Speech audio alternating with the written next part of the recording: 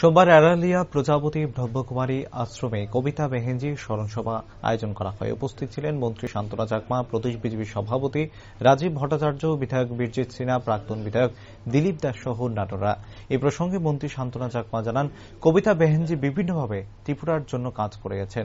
তার প্রধান লক্ষ্য ছিল কিভাবে শান্ত থাকা যায় এবং মানুষের মনকে প্রশস্তি দেওয়া যায়। এছাড়াও কবিতা বেহেনজি ত্রিপুরার উন্নয়নের পাশাপাশি মহিলাদের উৎসাহ যোগানো যায় এমন কাজ করে গেছেন। তার কর্মজীবনকে পাথেয় করে ত্রিপুরাকে এগিয়ে নিয়ে যেতে হবে। পাশাপাশি মন্ত্রী শান্তনা চাকমা ত্রিপুরা সরকার এবং ওনার ব্যক্তিগত পক্ষ থেকে কবিতা বেহেনজির প্রতি গভীর সমবেদনা ও শ্রদ্ধা নিবেদন করেন। উল্লেখ্য, গত 20 সেপ্টেম্বর ত্রিপুরা ও বাংলাদেশের মুখ্য সঞ্চালক কবিতা বেহেনজি শেষ নিঃশ্বাস ত্যাগ করেন।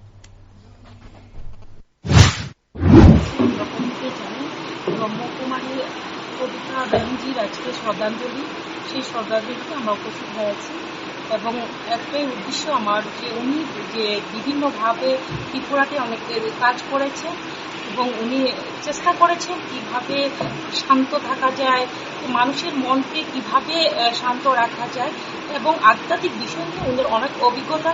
আমি মনে করি ত্রিপুরার যে অন্যান্য স্টেটের পাশাপাশি আমাদের ত্রিপুরাতে কিভাবে আমাদের বিশেষ করে মহিলাদের ক্ষেত্রে তাদেরকে উৎসাহ জাগানো, তো সেক্ষেত্রে বিশেষ উনি ত্রিপুরার জন্য ভূমিকা রেখেছেন। আমি আশাবাদী উনার যে বাণীগুলো, সেই বাণীগুলো আমরা মনে রাখবো। আগামী দিনে উনার যে বিভিন্ন বাণীগুলো স্মরণ রেখে আমরা ত্রিপুরার কাজে লাগাবো এবং ওনাকে আমি শ্রদ্ধা করি এবং আমাদের ত্রিপুরা সরকারের পক্ষ থেকে, আমার ব্যক্তিগত পক্ষ থেকে আজকের ওনার শ্রদ্ধাঞ্জলি দিবসে ওনাকে আমি অনেক প্রণাম জানাই।